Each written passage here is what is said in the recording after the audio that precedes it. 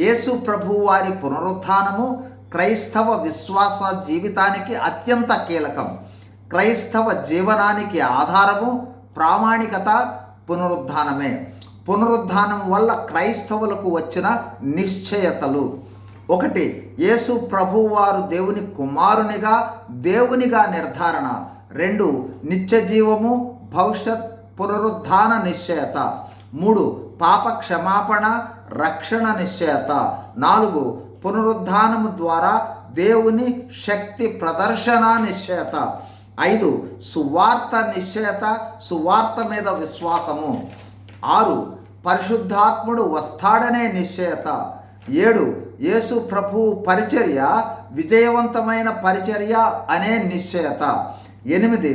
అపోస్తుల సంఘ స్థాపన పునాదికి పునరుత్థానమే ఆధారము. 9. పునరుత్థానము ద్వారా క్రీస్తును పోలిన త్యాగ సహితమైన జీవితం కలిగి ఉండాలనే నిశ్చయత. 10. యేసు ప్రభువారి రహస్య రాకడ, బహిరంగ రాకడల నిశ్చయత. 11. రాకడలో మహిమా శరీరాలు కలిగి ప్రభువును ఎదుర్కొంటామనే నిశ్చయత. 12. యేసు ప్రభువు పునరుత్థానము లేఖనాల నెరవేర్పుకు, దేవుని ప్రణాళిక అమలు కాబడుతుందనే నిశ్చయతకు ఆధారము. 13.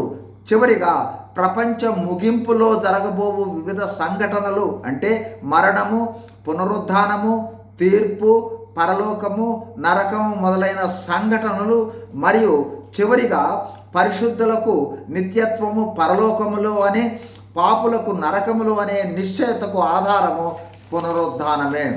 బైబిల్ గ్రంథంలో చెప్పబడిన విషయాలన్నింటికీ ప్రామాణికత, నిశ్చయతకు ఆధారము యేసుక్రీస్తు ప్రభువారి పునరుత్థానమే.